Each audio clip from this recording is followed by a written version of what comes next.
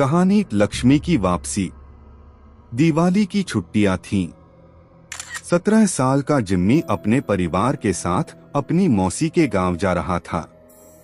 रास्ते में उसने ऑनलाइन शॉपिंग करके अपने रिश्तेदारों के लिए ढेर सारे गिफ्ट खरीदे थे और कैशबैक से खुद के लिए भी एक खास तोहफा ले लिया था।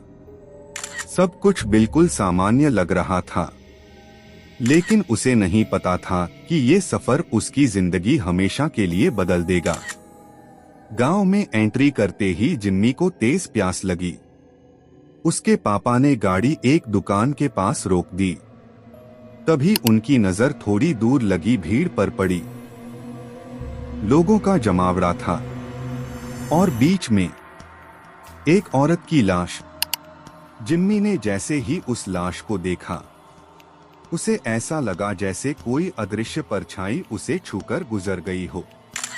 उसका ध्यान उस औरत के बिखरे हुए श्रृंगार पर गया और बिना किसी को बताए उसने चुपके से एक कड़ा उठा लिया और अपनी जेब में रख लिया।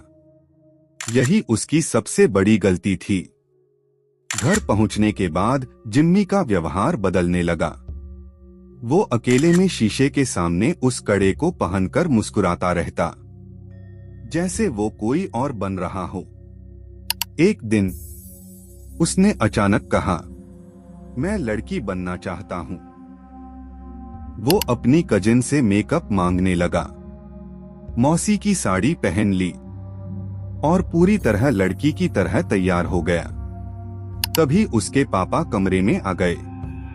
उसे इस हालत में देखकर वो गुस्से से पागल हो गए। उन्होंने जिम्मी को बुरी तरह पीटा और कमरे में बंद कर दिया। कमरे में अकेला बैठा जिम्मी रो रहा था। तभी दीवार पर उसे एक लड़की की परछाई दिखाई दी। धीरे धीरे वो परछाई उसकी तरफ बढ़ने लगी। डर के मारे जिम्मी दरवाजा पीटने लगा, लेकिन कोई नहीं आया। तभी पेड़ के नीचे से आवाज आई, जैसे कोई उसे बुला रहा हो। जिम्मी ने झुककर देखा और उसके होश उड़ गए। वही औरत की लाश पड़ी थी जो उसने सड़क पर देखी थी। वो अचानक उसकी तरफ बढ़ी और उसके शरीर में समा गई। अगले दिन से सब बदल गया।